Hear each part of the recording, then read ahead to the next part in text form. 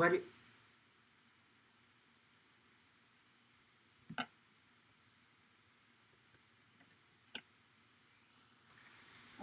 વિદ્યાર્થી મિત્રો, unit 1માં 2 chapter એઇટેડ theory વિશે આપણે અત્યારે હમણાં નોલેજ પ્રાપ્ત કર્યું.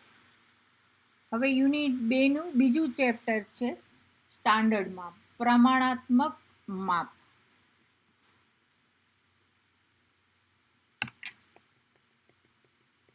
પ્રમાણાત્મક માપ એટલે શું વિદ્યાર્થી બહેનો?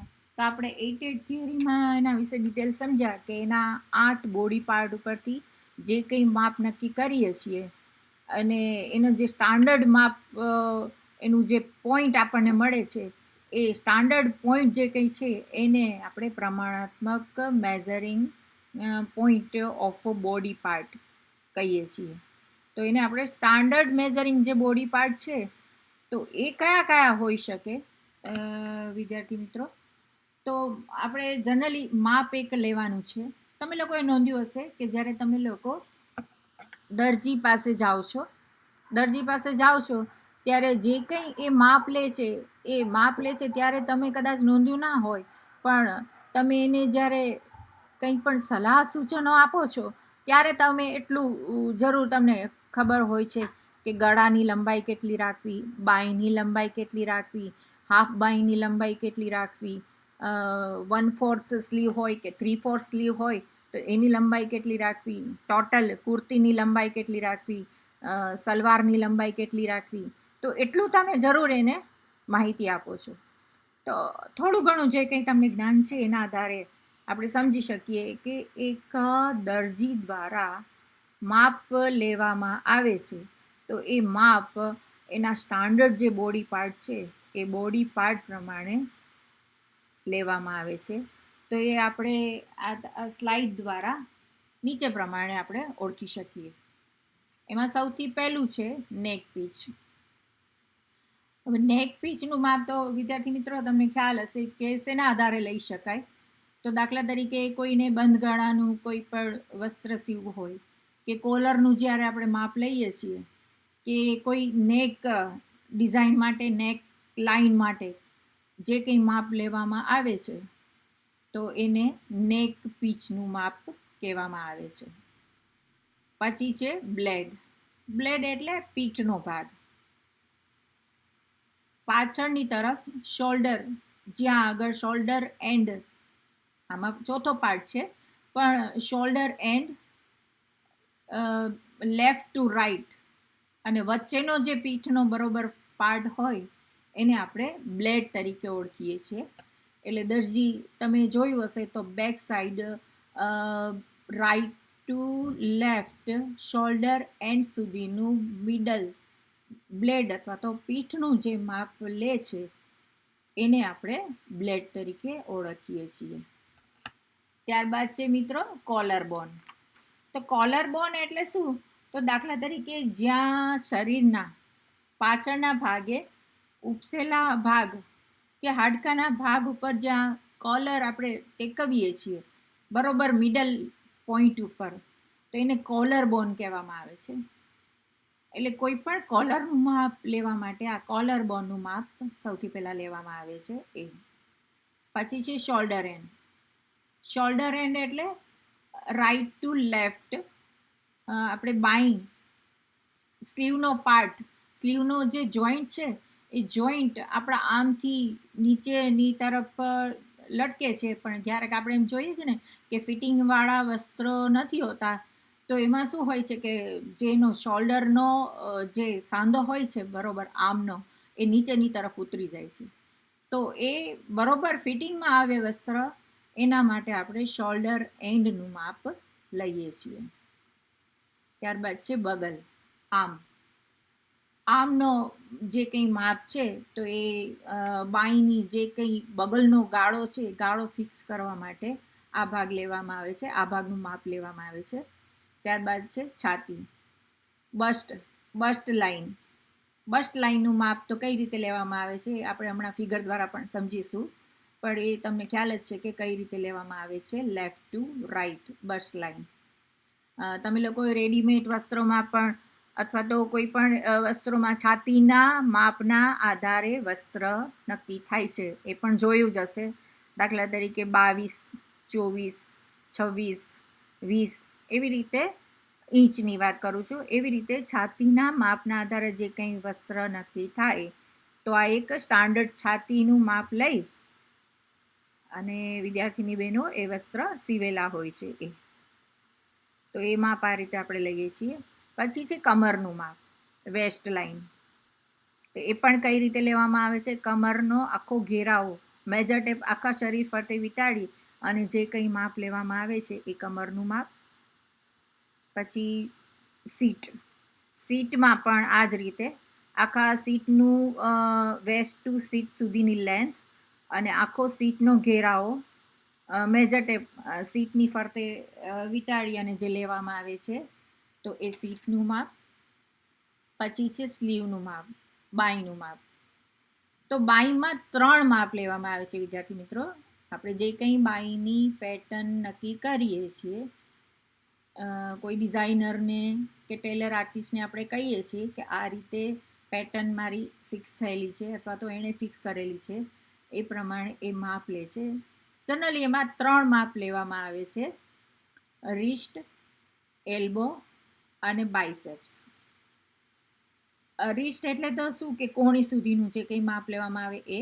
એલ્બો એટલે 3/4 સુધીનું જે કંઈ બાંયનું માપ લેવામાં આવે છે. જનરલી એ માપ લઈ અને 1-2 ઇંચ સુધીની એની જે કંઈ લંબાઈ વધારે રાખે છે એ. અને બાયસેપ્સ એટલે કે હાફ સ્લીવ સુધીના જે કંઈ માપ લેવામાં આવે છે એને બાયસેપ્સ કહેવામાં આવે છે. તો આ રીતે બાંયના માપ લેવામાં આવે છે. આપણે આ બધા પાર્ટ જોયા એ વિદ્યાર્થી મિત્રો. આપણા બોડી લાઇનના મૂળ મેઇન 3 પાર્ટ પડે છે: માથું, ગળ અને પગ. મતલબ બોડી પાર્ટ. તો ઠીક છે કે માથાના પાર્ટનું આપણે કોઈ મહત્વ નથી, પણ આખું વસ્ત્ર આપણે મિડલ બોડી પાર્ટમાં આપણે પહેરવાનું છે. તો એ મિડલ બોડી પાર્ટના જે દરેક માપો છે વિદ્યાર્થીની બહેનો, એ દરેક માપને આપણે ખાસ ધ્યાનમાં રાખવાના છે. શું કામ? કારણ કે એ માપના આધારે જ આપણા વસ્ત્રનું ફિટિંગ નક્કી થાય છે. ત્યારબાદ છે પગ. પગના માપોમાં થાઈ, સાથળનું જે કંઈ ફિક્સ થયેલું માપ છે એટલે હાફ કે ફૂલ કે 3/4 પાર્ટ કે જે કંઈ વસ્ત્ર સીવાના હોય એના આધારે. પછી ની કેપ એટલે ગોઠણ સુધીના માપો. દાખલા તરીકે આપણે કોઈ કુર્તીની પૂરી લંબાઈ કરવી હોય તો એના ની સુધીનું માપ, નીથી ઉપર કે નીચે જે કંઈ માપો લેવાના હોય તો એ પણ આના આધારે ફિક્સ થાય છે. પછી બિલોની, તો એ પણ એ રીતે ફિક્સ થાય છે, દાખલા કે ઉપર કે નીચે જે કંઈ છે એ. પછી કાફનું માપ એટલે દાખલા તરીકે કોઈ ચૂડીદાર કે ફિટ સલવાર કે કોઈ વસ્ત્ર સીવાનું હોય તો એ કાફની પહોળાઈના આધારે ચૂડીદારની પહોળાઈ ફિક્સ આપણે કરી શકીએ છીએ એ. પછી એન્કલ બોન અને બોટમ. તો આખા નીચે સલવારનું જે કંઈ માપ છે એન્કલ બોન કે એન્કલ બોનથી નીચે બોટમનું કે ફૂલ સ્કર્ટ કે ફૂલ આપણે વન પીસનું જે કંઈ માપ લેવું હોય તો એન્કલ બોન કે એન્કલ બોનથી નીચે બોટમ સુધીનું માપ લેવામાં આવે છે. તો આ રીતે જે કંઈ નક્કી થાય છે એ આ બધા માપો આમાં ફિક્સ થાય છે. જે આમાં તમે જોયું હશે સૌથી પહેલાં સ્ટાન્ડર્ડ મેઝરિંગ પોઈન્ટ બોડી પાર્ટમાં. Bust, waist, hips, back width, front chest, shoulder, neck size, sleeve, under bust, wrist, upper arm, calf, ankle, nape to waist, waist to hip, front shoulder to waist, outside leg, inside leg. તો મેં જે main body part તમને કયા આ બધા standard body મેઝરમેન્ટના, એ બધા જે body part છે એ બોડી પાર્ટ પ્રમાણે પછી ABCD. તો તો આ જે કંઈ માર્ક કરેલા છે તો એ બધા માર્ક પ્રમાણેનું માપ અહીંયા આ હ્યુમન બોડી પાર્ટમાં દર્શાવેલું છે.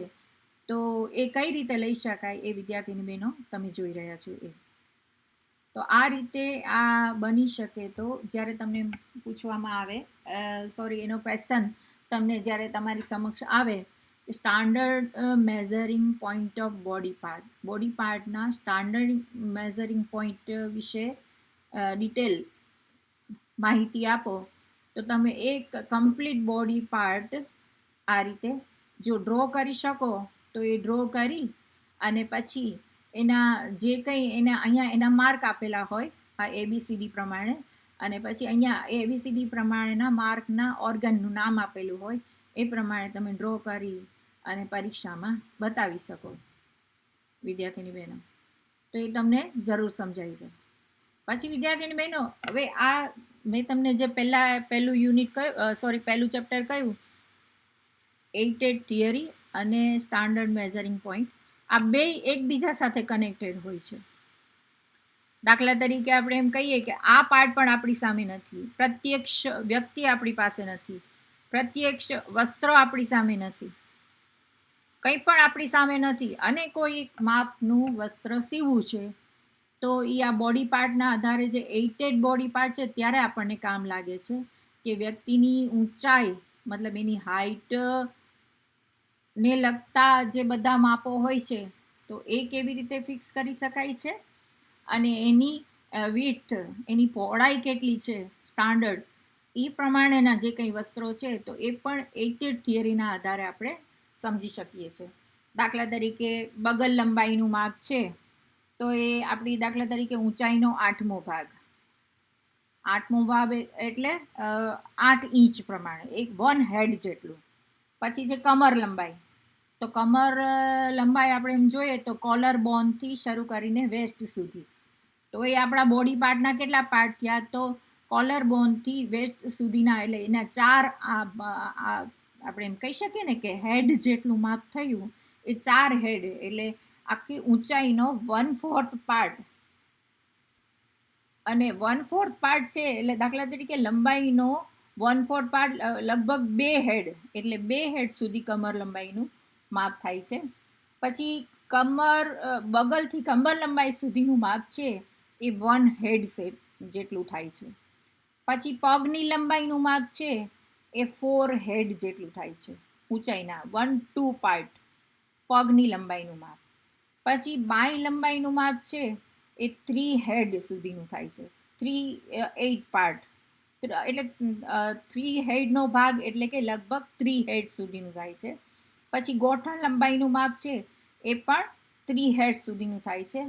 અને પૂર્ણ લંબાઈનો ભાગ છે, દાખલા તરીકે કોઈ પણ વસ્ત્ર, જે સ્ટાન્ડર્ડ વસ્ત્ર આપણે કહી શકીએ, તો એ આપણા લંબાઈનો 1.5 પાર્ટ એટલે કે 4 હેડ સુધીનું થાય છે. આપણે એમ જોઈએ ને તો 8 પાર્ટમાં 4 હેડમાં બરોબર મિડલ પોઈન્ટ આવે, તો એ મિડલ પોઈન્ટ એ આપણી ઊંચાઈનો બરોબર અડધો પાર્ટ, જેને આપણે કહી શકીએ એ આવે. તો આપણે લંબાઈના માપો જોયા એઇટેડ થિયરીના આધારે, અને એવી રીતે પહોળાઈના માપ પણ આપણે વિદ્યાર્થી મિત્રો જોઈ શકીએ.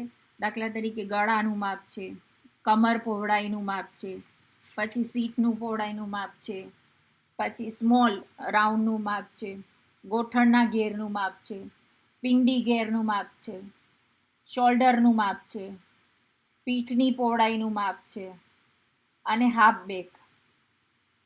દાખલા તરીકે સ્ત્રી અને પુરુષના બંનેના જે કંઈ બસ્ટ લાઇનના જે માપોનો ડિફરન્સ હોય, તો એ પણ ડિફરન્સનું જે કંઈ માપ છે તો એ હાફ બેક દ્વારા આપણે જાણી શકીએ છીએ.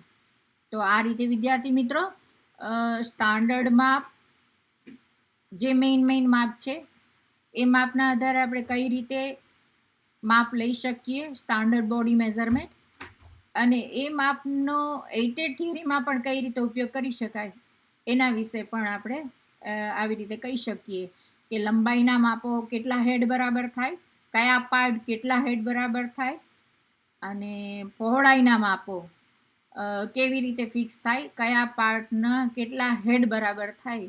તો એના આધારે પણ કોઈ જ્યારે વ્યક્તિ પ્રત્યક્ષ હાજર ન હોય, સીવેલા કપડાં આપણી પાસે ના હોય, માત્ર વ્યક્તિની લંબાઈ હોય કે એની આપણે એમ કહીએ ને કે શું ઉંમર છે, દરજી એમ પૂછે કે કઈ ઉંમરના વ્યક્તિનો ડ્રેસ સીવાનો છે, તો એ તો થોડું એના મનમાં એ માપો વિશેનું એને જ્ઞાન પ્રાપ્ત થઈ જાય.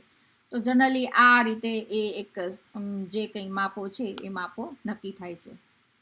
એટલે વિદ્યાર્થી મિત્રો, કોઈ પણ ડ્રેસ ડિઝાઇનર જ્યારે માપ લે છે ત્યારે આ બે એટેડ થિયરી અને સ્ટાન્ડર્ડ મેઝરમેન્ટના જે કંઈ મેઇન બોડી પાર્ટના માપો છે, પોઈન્ટ છે, એના આધારે માપ લઈ અને આગળ પોતાની પ્રક્રિયા ચાલુ રાખે છે. તો વિદ્યાર્થી મિત્રો, મને આશા છે કે તમને આ બે ચેપ્ટર સમજાણા હશે. એટલે હવે પછીના આપણે નેક્સ્ટ લેક્ચરમાં યુનિટ 2 વિશેનું જ્ઞાન પ્રાપ્ત કરીશું. Thank you very much.